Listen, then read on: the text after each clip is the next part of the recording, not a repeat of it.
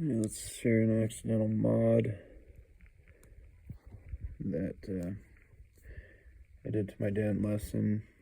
So I was trying to extend the crane, and I even knew how to do this properly, and I don't know what it is. Sometimes I'm just an idiot.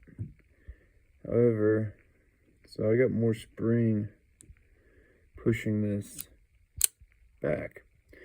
Now, that's nice because when you look at my cylinder gap, before, when this could flow backwards freely, it could grind on that, and I had to hand do that. So I would practice seating this onto this and closing the cylinder as a crane or whatever. Now, what also happened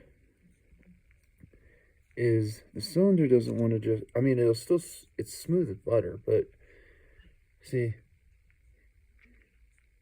now look at that. It stops rotating for me.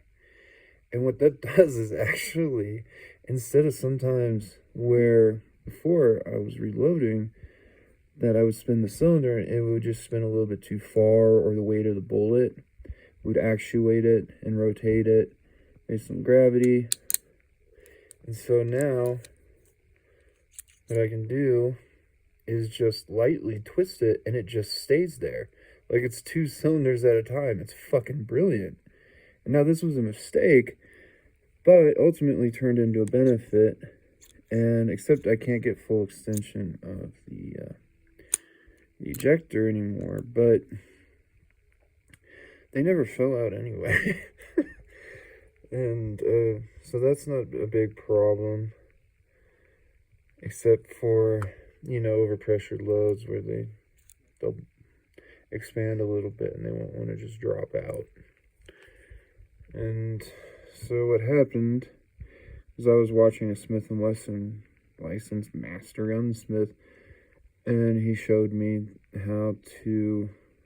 what I took was a nail that I sanded, and I put it in my vise, and then I rolled it to compress groove into this right here, and then that expands it. So now I have,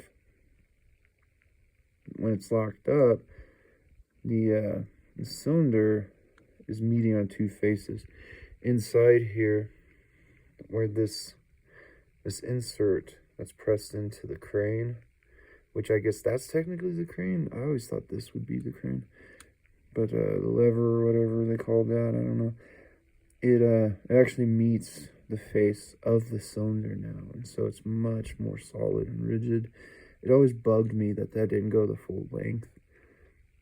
Now, I didn't get my length to set my head spacing that I was desiring, but I got an overall stronger, more rigid crane and cylinder fit, where 2 faces are fitted into the cylinder better.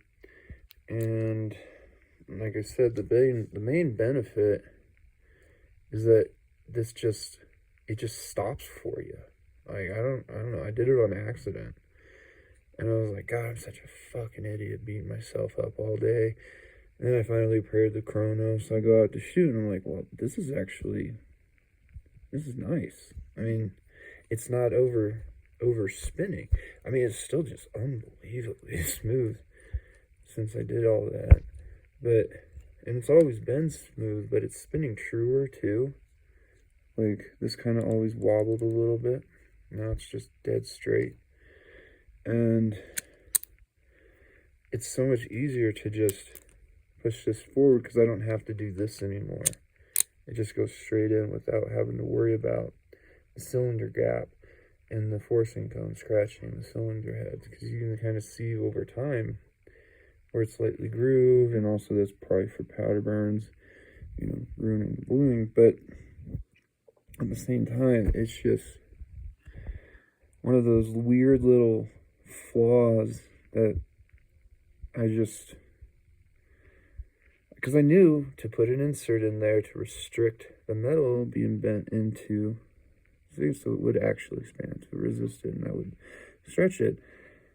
And for some dumbass reason, I didn't do that, and I had to diamond file the inside to fit the spring back in, and I got it just right to where this comes forward all on its own. Now it's not lack up. I don't have to force it. I don't have to. It's less sequences to keep the gun running smooth, and it's just quick and easy. So something else you can do with the Danmaston or maybe other revolvers. And I'm still working on the lockup. I need to get this locking lug fit. One of these slots is larger than the others. And I don't know how to go about solving that other than doing some sort of fit with a feeler gauge and soldering it or something. But you don't want to ruin the temper on these. So it's hard to say if I can ever figure it out, because otherwise I would have to get a larger locking lug, which then that slot that it comes through, it might be too large for. And I had issues with that when I originally got the gun. I had to diamond file the locking lug to get it to fit in all the cylinders evenly and to do the timing and all that. Oh, God. I've done so much work to this now, it's just unbelievable. But